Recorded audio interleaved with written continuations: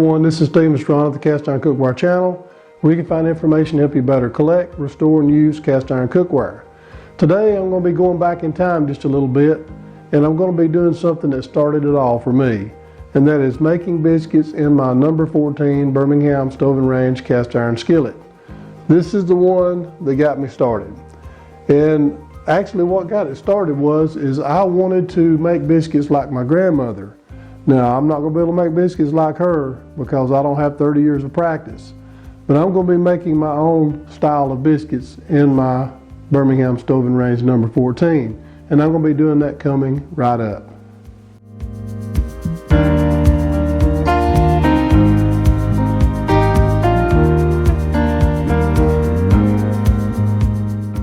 Okay, we're going to get started making our biscuits, so we're going to roll up our sleeves just because I have a tendency to get flour everywhere. First of all, we're going to start off with 1 stick of butter. And I got this out of the freezer. It's been in the freezer for, quite a while, so it's pretty hard. We're going to grate this down. Now you can cut it, but I personally like grating it because it gets it down to small little bits. Now you can use these little cutters, you can use 2 knives, and you can do what you got to cut them into small pieces. But what I do, I just like to grate it down. Now the more you handle this butter, the softer it's going to get, and we really want it cold. So make sure we got all our little bits and pieces out of our grater. Okay, we got 1 stick of butter. We have 2 cups of self-rising flour, and I actually use, in the South we use white lily. And it's self-rising. Don't get regular flour or all-purpose, get self-rising. Believe me, if you don't get self-rising, you'll know it later. And we're just going to pour this on top. And what I like to do, I just like to use my hands, and they're clean. Kind of lightly mix this together, because we want to keep it cool as possible. But we want to mix it all up, and if there's any big clumps, you just kind of squeeze them and mix them in with the flour. Occasionally what I like to do, if I'm going to be a few minutes at this, I will go ahead and put this back in the freezer just so the butter stays cold. Okay, now after we have our flour and our cold butter mixed together, we're going to use cold buttermilk, 1 cup. We're going to pour that right in. So we have 1 stick of butter, 2 cups of self-rising flour, and 1 cup of buttermilk. And we're not going to work it too much, but we're going to make sure it's covered well. Now the way my grandmother done it, she done it all in the bowl that her flour was in. She never did remove it from the bowl until she put it in the pan. We're going to sip just a little bit of flour on our parchment paper, or if you just have a workboard or whatever you use, that's fine. But we're going to put some flour on there to keep it from sticking. We're going to take all of our biscuit dough and we're going to put it out here on the table. And what I like to do is I get a little bit of flour on my hands, and we don't want to handle it too much. We're going to flatten it out after we put a little flour on top, and we're going to fold it over, and we're going to flatten it out again. Fold it for the second time, flatten it out again, fold it for the 3rd time. 4th fold, probably need a little bit of flour. Add it back on our table. 4th fold.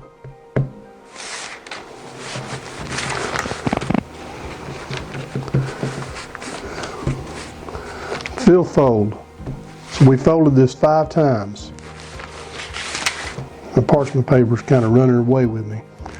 But after we fold it over 5 times, we're going to kind of press it out. Now you can use a rolling pin, but I'm telling you, I've not had so good success with the rolling pin at this point. So we're going to flatten it out till it is about,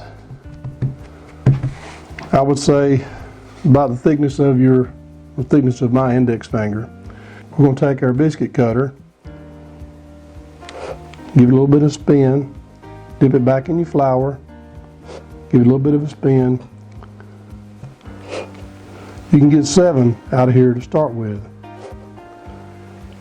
without any problems. 7 is the perfect amount of biscuits for most pans. So we're going to take this and we're going to put it in our pan, one right in the middle, and one right on the opposite, right beside it, one right on the opposite side,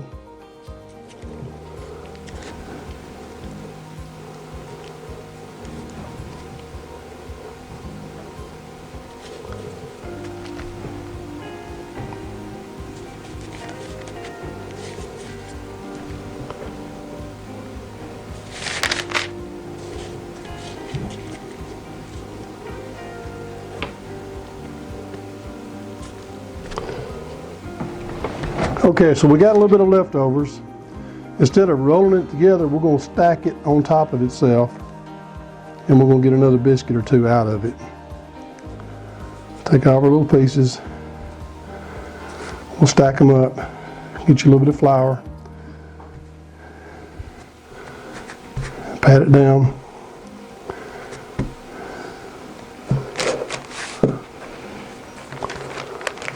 That's one bonus biscuit.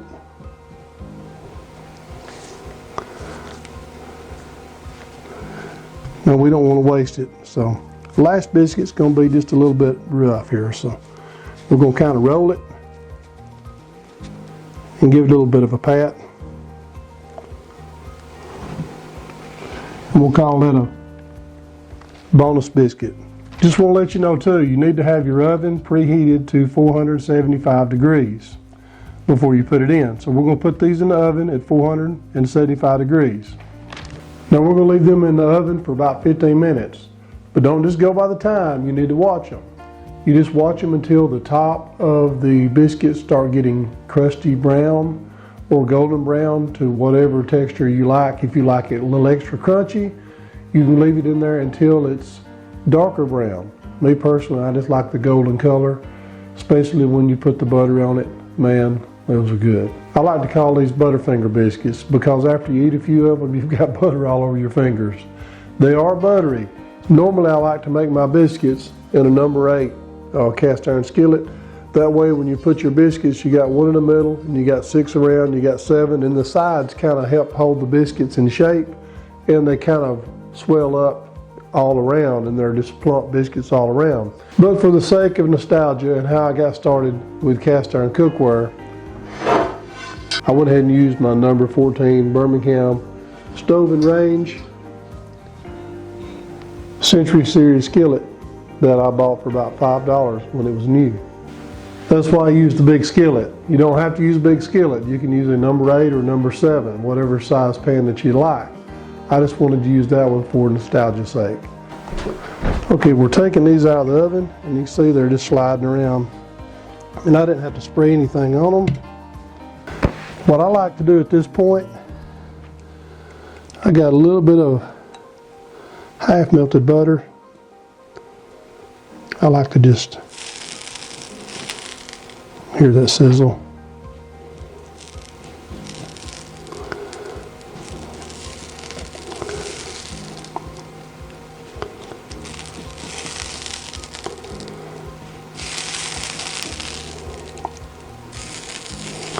We don't want to miss any.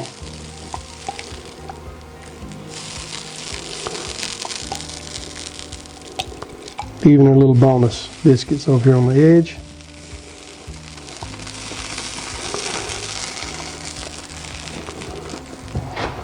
Okay, you can scoop these out.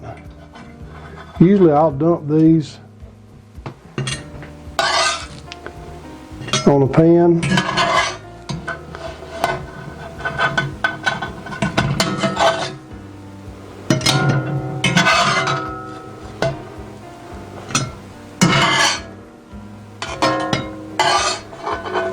Now that's the perfect one right there in the middle. That's the one everybody wants.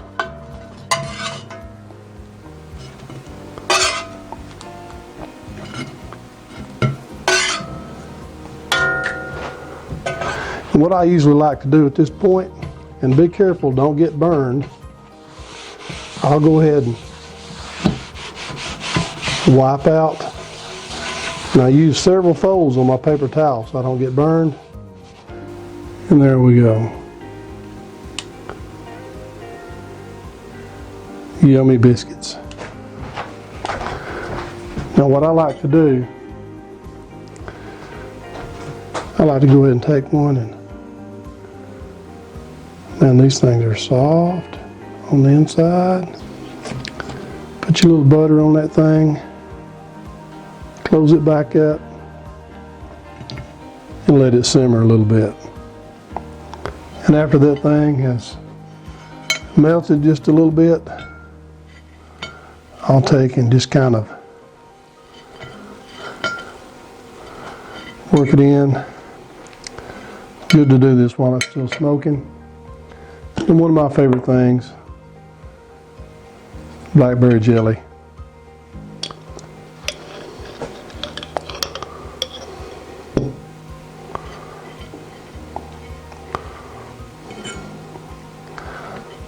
I'm telling you what,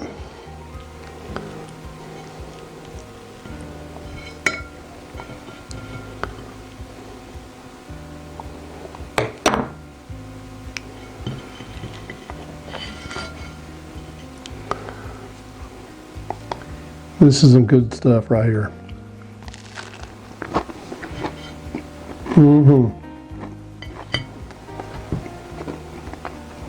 I guess I need to let everybody else know they're ready. Okay, we're back again in the kitchen this morning. I'm off work and I thought I'd go ahead and make breakfast again for my family. I'm going to go ahead and make another batch of biscuits, and I wanted to show you how they looked in a smaller skillet. So I'm going to be using this number 8 Birmingham stove and range. And the reason why I like it is because when you make the biscuits, they'll make 7 biscuits and it'll totally fill up the pan. Now I made the first batch in the number 14, and you don't have the size to kind of keep the biscuits to rise. So I'm going to make up a batch. I've already got all the ingredients mixed up. I'm just going to go ahead and cut them out and put them in the pan.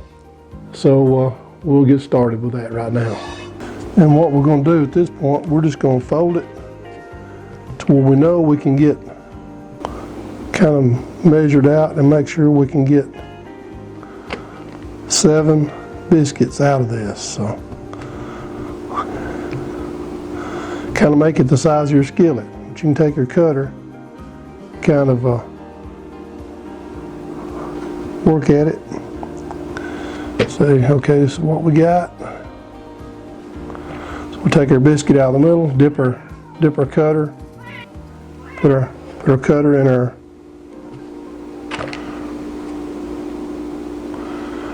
centerpiece.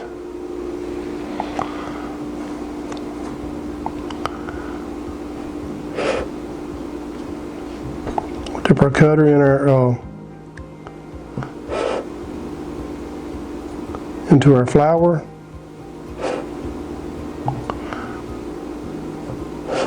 Give it a little bit of a spin.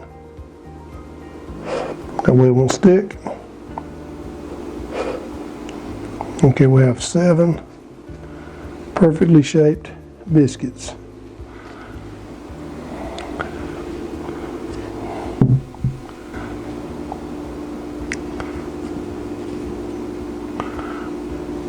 Always go across, and I'll fill in my little places where there's needs to be 2 biscuits.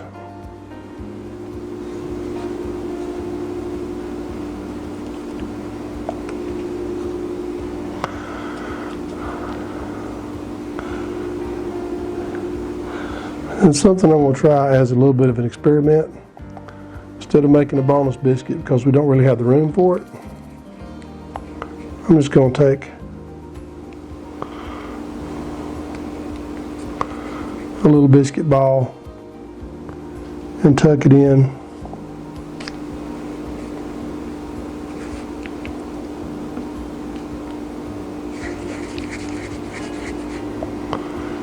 any little gaps here. See if that won't help our biscuits stay nice and tall. Who knows, that might be a nice little snack. So we got a little bit of waste, but not too much. So we're going to put this in the oven for about 15 minutes.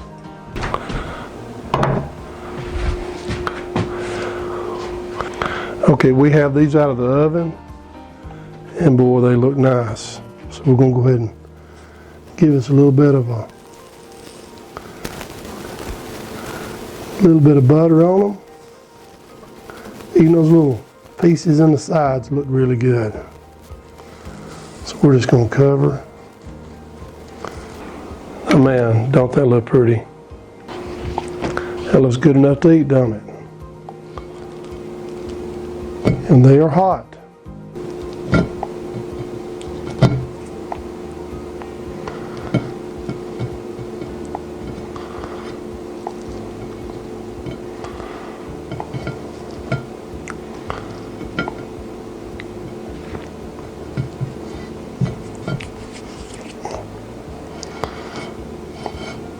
And there we have it. We got our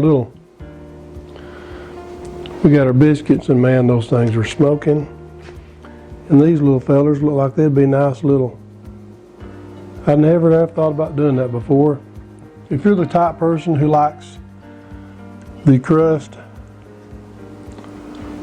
all the way around like this on your biscuit, then don't put the little pieces in. That way you'll have more crust. But if you're the type person who likes it more soft around the edges, there's only like just a little bit of crust on it, then putting these little pieces in makes a world of difference. And these little pieces are pretty good. They're not bad. This will keep people busy, so they won't be eating your biscuits till you get your breakfast ready. I hope that you've enjoyed this video, and if you have, please subscribe to my channel, hit the notification bell, that way you'll be informed of new videos when they come out, and I promise to keep more of them coming. Thanks again for watching the Cast Iron Cookware channel.